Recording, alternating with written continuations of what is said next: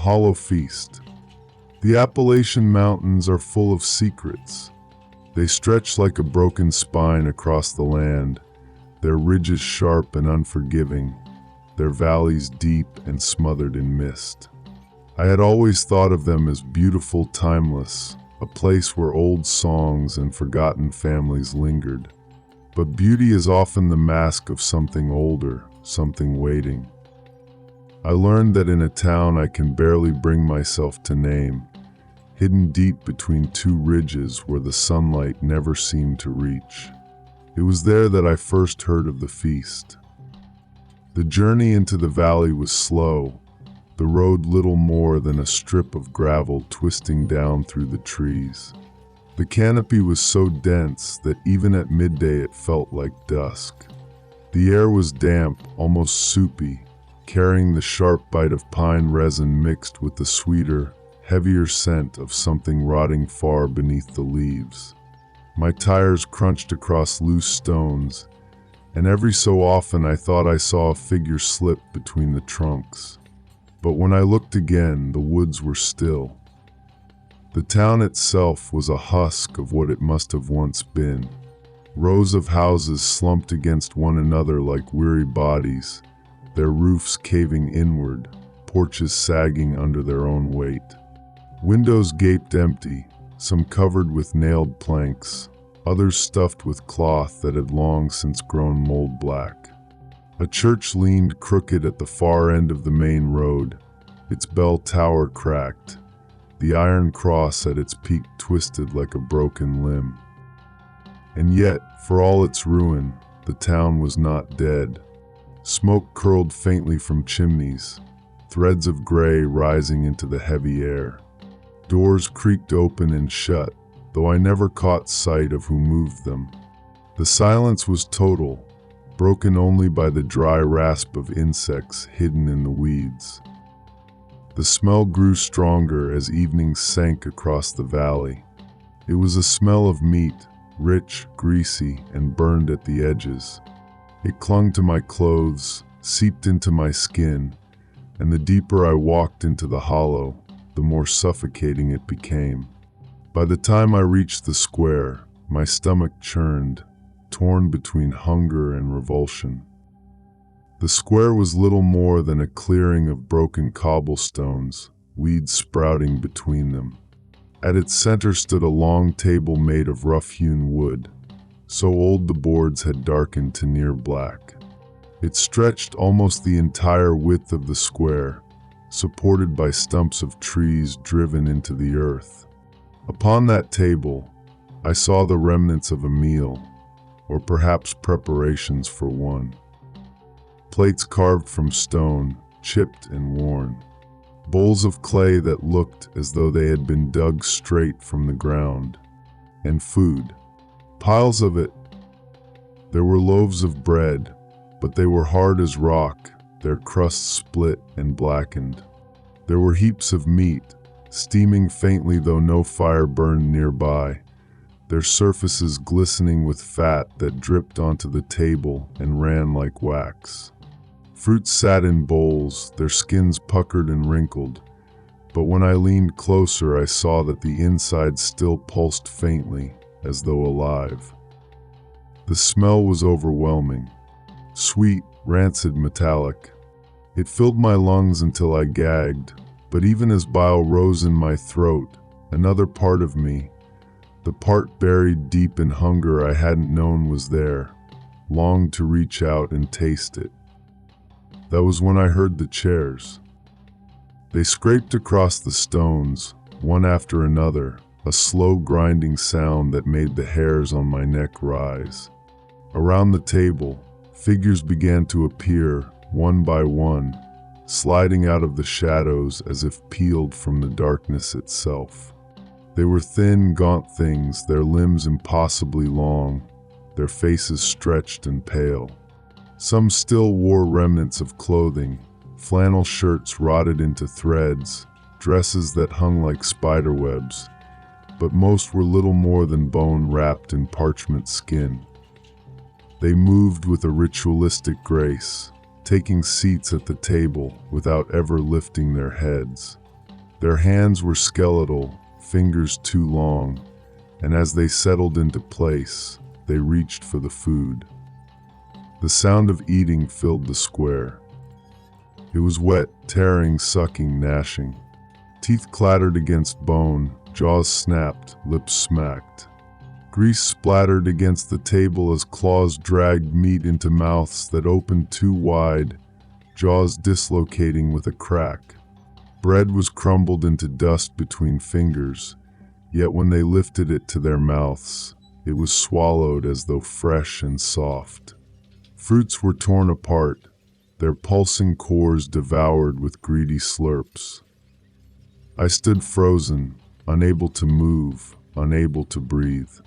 The sight was obscene, but worse than the sight was the smell. With each bite, it grew stronger, richer, filling my head with a sickly sweetness that made my vision swim. It wasn't just the scent of food anymore, it was the scent of bodies, of sweat, of blood soaked into the earth. One of them turned its head toward me. Its face was hollow, its eyes nothing but deep, dark sockets, yet I felt its gaze press into me. A shiver ran through the others, as though some unspoken signal had passed. Slowly, the feast began to quiet. Teeth stopped chewing, hands stilled. And then they all looked at me. The silence was worse than the noise had been. Dozens of eyeless sockets fixed on my body, their heads tilting in unnatural unison. The table between us groaned as though under a sudden weight, and I realized the wood was sinking, the stumps that held it up driving deeper into the cobblestones. The square itself seemed to sag, pulling inward toward the feast. The smell thickened until it was liquid in my throat. My legs buckled, and I fell to my knees on the broken stones. The hunger hit me then, sharp and vicious, tearing at my insides. My stomach cramped, my mouth flooded with saliva, and before I knew it, I was crawling toward the table. The figures did not move. They only watched, their hollow faces expectant. I pulled myself up, my hands sinking into grease and crumbs. The meat before me steamed faintly, its surface blackened, but the moment I touched it I knew it was not meat at all. The texture was wrong, too fibrous, too sinewy. And beneath it, I saw not bone but fragments of cloth, buttons, scraps of hair. The bread was not bread. It crumbled into dust that smelled of soil, of earth freshly dug. The fruit split open under my hands, spilling not juice but thick, dark blood that coated my fingers and ran down my wrists. Still, I brought it to my mouth. The first bite was ash, dry, bitter, choking. It scraped down my throat like sand. The second was wet, raw, the taste of iron flooding my mouth. My body convulsed, but the hunger was stronger. I chewed, I swallowed, I devoured. The figures resumed their feast. The square filled again with the sounds of gnashing and tearing, joined now by my own frantic chewing. I could not stop. Every bite only deepened the hunger. Every swallow tore more of my mind away. When I looked up, the table had grown longer. The figures stretched down its length, endless now, their bodies packed tightly, heads bowed to their meals. And there among them, I saw faces I recognized. Faces of travelers, of strangers, of people who must have come before me. Their features were twisted, hollowed, but I knew them. They had joined the feast, and I had joined them. The last thing I remember was the weight of their hands on mine, guiding me deeper into the meal, their claws stroking my back like welcoming hosts. The hunger consumed everything. The square, the town, the mountains, all faded into the dark taste of ash and blood. When I woke, I was on the road again, the valley far behind me. The morning sun burned weakly through the mist, and my body ached as though I had not eaten in days. But when I looked at my hands, I saw the stains, grease, blood, dirt pressed into my nails, and in the pit of my stomach, a hunger that will never leave me. Because the feast is not done. It waits. And when the hollow calls again, I know I will return to the table.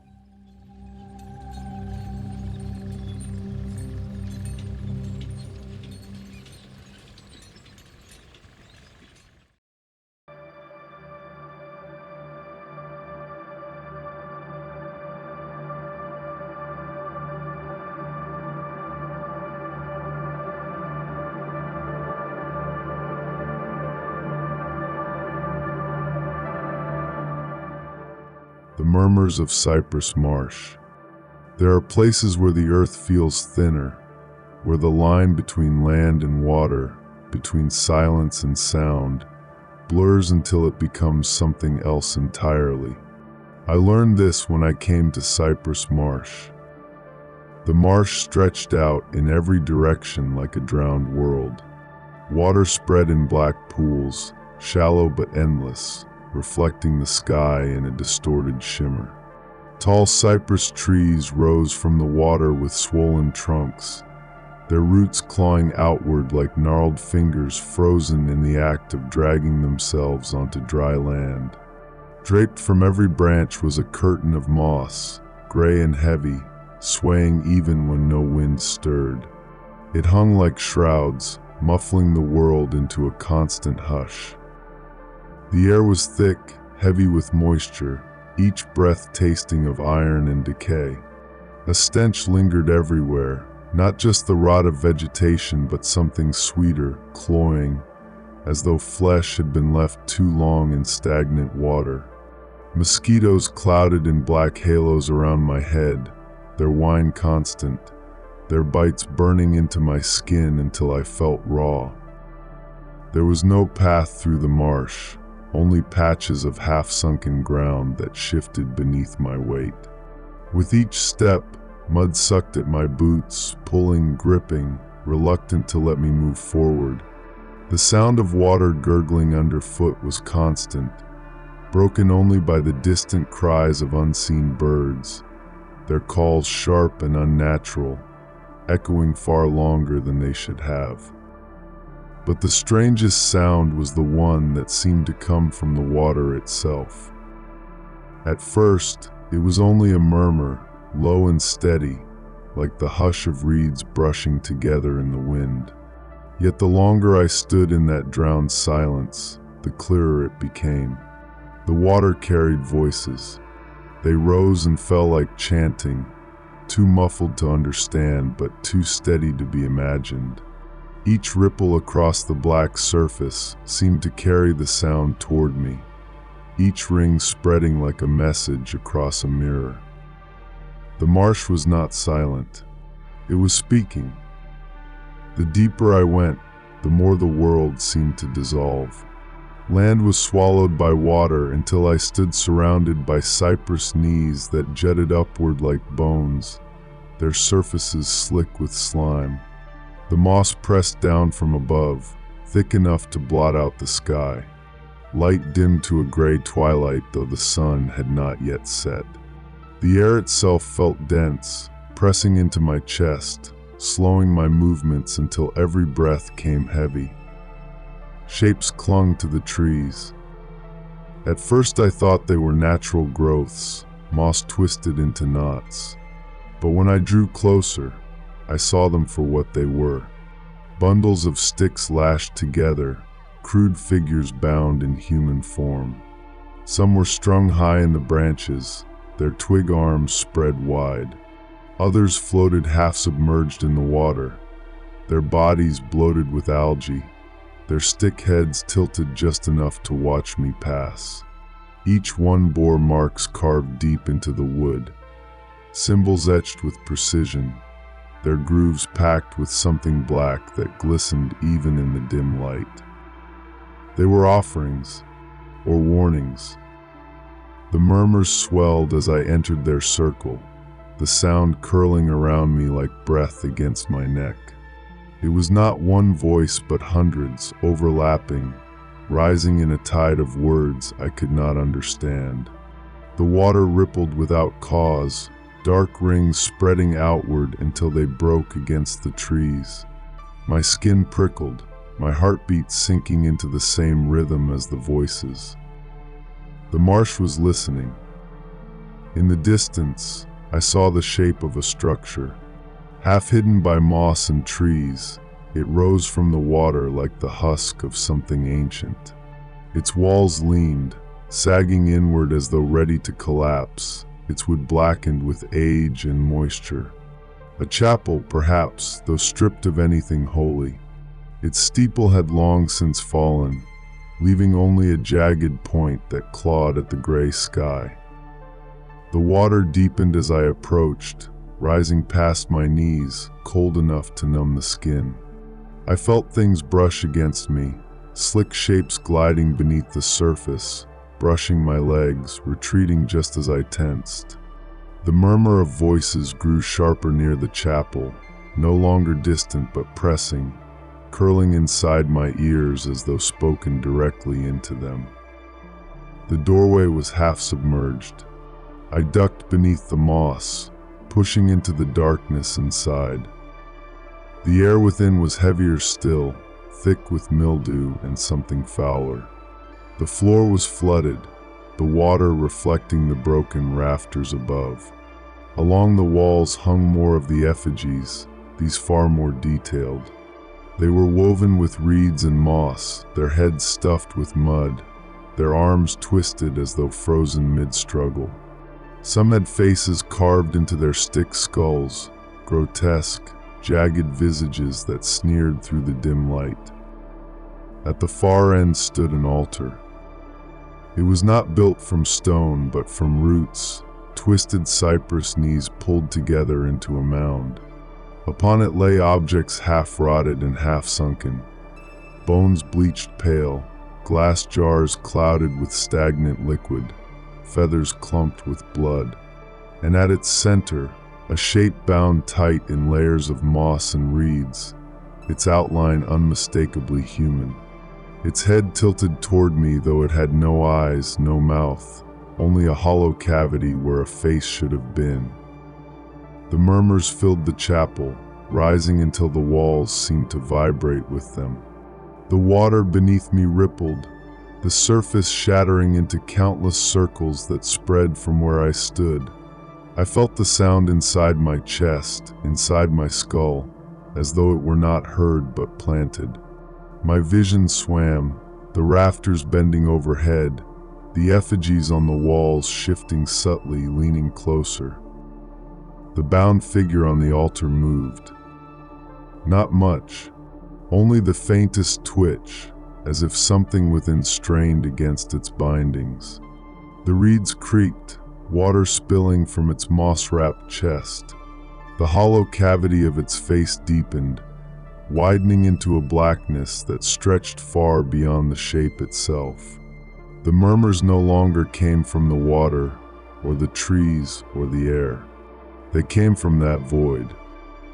I felt my knees weaken, my body swaying forward as though pulled by a current. The voices were clearer now, weaving into words that pierced straight into my thoughts. Promises of belonging, threats of abandonment, the weight of centuries pressing down in a single phrase repeated again and again until it drowned everything else. Kneel. The chapel walls dissolved into darkness.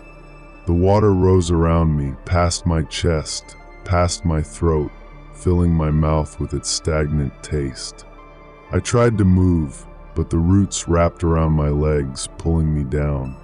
The effigies leaned close, their stick arms brushing my shoulders, their carved faces whispering with the same voice that poured from the void. The last thing I saw was the altar splitting open. The bound figure tore free, its moss and reeds unraveling, its hollow face stretching wider until it consumed the chapel. The water erupted, the voices screaming as one, and everything collapsed into black. When I woke, I was lying at the edge of the marsh, my clothes soaked, my skin burning with countless bites. The trees stood silent. The moss hung still. The water reflected the sky as though nothing had disturbed it. Yet when I closed my eyes, I still heard the murmurs. Soft at first, carried beneath thought, but always there, always pulling. The marsh had not let me go. It had only marked me. And I know when the night grows still and the air grows heavy, I will hear the voices again, rising from dark water. They will call me back to Cypress Marsh. And next time, I will not wake outside its borders.